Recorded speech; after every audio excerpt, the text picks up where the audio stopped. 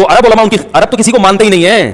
اجمیوں کو تو عرب میں تو ایک عصبیت ہے, وہ تو اجمی کتنا بڑا عالم ہوگا عرب نہیں مانتے اس کو, ایک عصبیت ہے ان میں. لیکن حضرت اقدس مفتی تقی عثمانی صاحب کی علمیت کا لوہا اللہ نے منوایا ہے, وہ ماننے پر مجبور ہوئے ہیں. یہ ائمہ حرمین, مسجد نبی کے امام, مسجد حرام کے امام اور سعودیہ کے بڑے بڑے قاضی, یہ حضرت مفتی تقی عثمانی صاحب کی مجالس میں شرکت کرتے ہیں, کئی دفعہ کیے انہوں نے, ان کی صحبت میں آگے بیٹھے ہیں. مجمع الفقہ الاسلامی جس میں 100 کے قریب ممالک کے علماء تھے, اس کے رئیس 5 سال ہیں مفتی تقی عثمانی صاحب. مکہ جو مفتی تھے نا, وہ حضرت مفتی تقی صاحب کے نائب رہے ہیں. نہیں یاری بات میرا خیال ہے. تو یہ اللہ نے مقام کس کو عطا کیا, یہی بر صغیر کے علماء کو جن کو دیوبند کہا جاتا ہے. مثلا میں نے کئی دفعہ بتایا کہ مفتی تقی عثمانی صاحب چونکہ اس وقت مفتی اعظم دیوبند پلانٹ ارتھ پہ ہیں, اب انہوں نے حضرت میر معاویہ رضی اللہ تعالیٰ عنہ کے دفاع پہ ایک کتاب لکھی مولانا مودودی کے خلاف. وہ آپ کتاب پڑھیں تو یقین کریں ہمارا عام اسٹوڈنٹ بھی وہ کہے گا کہ یار یہ مفتی اعظم ہے. اچھا, لیکن وہ انہوں نے, آپ جیسے لوگ تو انہوں نے کبھی ایکسپیکٹ نہیں کیا تھے کہ یہ ایسی مخلوق بھی دنیا میں آ جائے گی جو کہے گی دسو کتنے لکھے ہے. یہ تو ایکسپیکٹ نہیں کر رہے تھے. وہ تو انہی کو پڑھا رہے تھے جن کا عقیدہ صرف یہ ہے کہ مفتی صاحب نے فرما دیا. مفتی صاحب کے اوپر کوئی شیطان نازل ہوا یا انہوں نے کوئی رحمان کی نازل کردہ کتاب و سنت کے اندر کوئی چیز پڑھی, ان کو اس سے کوئی غرض نہیں ہے. اب وہ اس میں انہوں نے حدیث لکھی کہ یہ جو پروپیگنڈا کیا جاتا ہے کہ بنو امیہ کے دور میں حضرت علی پہ ممبروں پہ لعنت ہوتی تھی, تو پورے ذخیرہ حدیث میں کوئی حدیث نہیں ہمیں ملی ہے. ایک بخاری میں ملی ہے کہ وہ آل مروان جو ہیں وہ سب کا انہوں نے سہل بن سعد الساعدی کو کہا, اور سب سے مراد تنقید ہوتا ہے بس, اور تو کوئی حدیث نہیں ہے. حالانکہ میں نے کم از کم 10 حدیثیں مین سٹریم کی کتابوں سے پیش کی ہیں. چلے میں اسی پہ ہی آ جاتا ہوں. یہ جو بخاری میں حدیث پیش کر رہے ہیں نا حضرت علی کے فضائل والے چیپٹر سے نکال کے, جس میں سب کا موجود ہے, اور انہوں نے انکار کر دیا سہل بن سعد الساعدی نے, جو ابو تراب والی حدیث ہے. یہ سیم حدیث مسلم شریف میں بھی ہے, اور امام مسلم نے وہاں پہ سب کا ترجمہ خود حدیث میں جو موجود تھا وہ کیا ہوا ہے. اور بہت خطرناک نہیں بلکہ خطرے ناک ہے بقول عمران خان صاحب کے. یہ تو کہتے ہیں نا سب گالی ہے, وہاں الفاظ ہے لعن اللہ ابو تراب, کہ وہ کہتے تھے تم کہو ابو تراب پر لعنت, نعوذ باللہ. 6229 صحیح مسلم.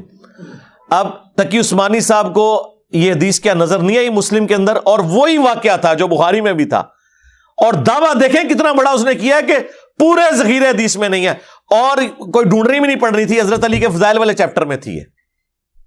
حضرت علی حضرت عثمان کے بارے میں کوئی بات ہے نا جو کرٹیکلی ان کی پرسنالٹی سے ریلیٹڈ ہے, تو ایک جاہل آدمی بھی فضائل والے چیپٹر میں ہی کھول کے نکالے گا نا. تو میں نے کہا تھا کہ یا تو تقی عثمانی صاحب جاہل ہیں, اور یا پھر پکے منافق ہیں. جو منافق وہ والا منافق نہیں, وہ کفر والا مراد. یہ جو بخاری مسلم میں ہے نا کہ منافق کی 4 نشانیاں ہیں, بات کرے گا تو جھوٹ بولے گا, معاملہ ہو جائے گا تو گالی گلوچ پہ اتر آئے گا, وعدہ کرے گا تو توڑ دے گا, امانت میں خیانت کرے گا, یعنی غلط بیانی کرے گا. یا تو یہ منافقت ہے اور یا جہالت ہے, تیسری کوئی اور چیز نہیں ہے. تیسری مخلوق ادھر کوئی نہیں ہوتی ہے. علم کی دنیا میں یا کسی کو کوئی بات پتہ نہیں ہوتی, یا اسے پتہ ہوتی ہے اور وہ ڈنڈی مار جاتا ہے.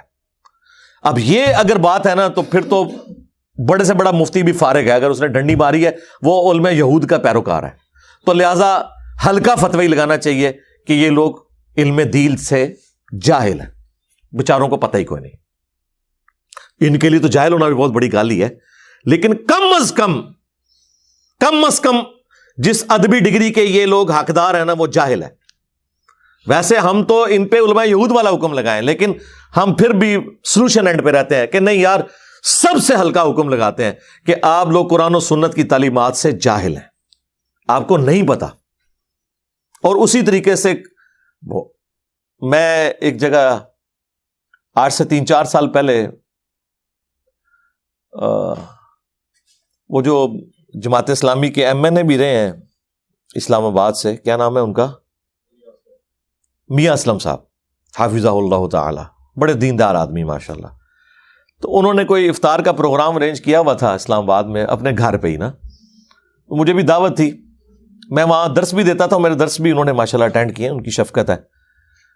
تو اس افطار پروگرام پہ میں اپنے دوستوں سے بیٹھا کوئی بات کر رہا تھا, تو وہاں پہ اسی طریقے سے ایک دیوبندی مولوی آ گیا, وہ بڑا کھرانٹ قسم کا, جس طرح وہ کہتے ہیں نا تو حالانکہ ٹاپک کوئی اور ڈسکس ہو رہا تھا، تو وہ مودودی صاحب کے اوپر چڑھ گیا نا، کہتا ہے مودودی صاحب نے ہمیں خلافت و ملوکیت میں یہ لکھا ہے کہ جی صحابہ کرام کو مجبور کیا جاتا تھا بنو امیہ کے دور میں سب و شتم کے اوپر، تو یہ سب جھوٹ لکھا ہوا ہے، وہ سب کا مطلب تنقید ہوتا ہے۔ اور میں نے کہا یار اللہ کے بندے، تقی عثمانی صاحب کی اس کتابچی سے باہر نکلے، دنیا باہر بہت بڑی ہے، وہاں تم پڑھ آئے ہو، تم نے بخاری مسلم خود پڑھی ہے؟ کہتا میں نے پڑھی نہیں لیکن مجھے پتا ہے یہ نہیں ہے۔ میں نے کہا بھی مسلم شریف لے کے آتے ہیں، ابھی فیصلہ کر لیتے ہیں، یہ حدیث کا نمبر ہے، حضرت علی کے فضائل والا چیپٹر کھولو، غدیر خم کی حدیث 4 حدیثیں اکٹھی 6225 سے 6228 قرآن اور اہل بیت، اور اس سے اگلی حدیث 6229 میں لعن اللہ ابو التراب ہے۔ وہ جی تپ گیا اور اس کی جھاگ چھوٹ گئی، کہتا ہو ہی نہیں سکتا۔ میں نے کہا یار ہو گیا ہے۔ میں بھی جب غلاف کعبہ پکڑ کے یہ دعا کر رہا تھا نا کہ اللہ مجھے بریلوی مارنا، کیونکہ بریلویت ہی اسلام ہے، تو میں تو اس وقت یہی سمجھتا تھا نا، لیکن جب مجھے بعد میں پتا چلا کہ یار انہوں نے نبی الاسلام کے نام پہ کتنا بڑا دھوکہ میرے ساتھ کیا ہے، تو اب میں اس غم کو لے کے بیٹھا رہوں کہ یار اس وقت یہ ہو گیا ہوا تھا، تو اب وہ غم نہ مجھے جائے۔ بھائی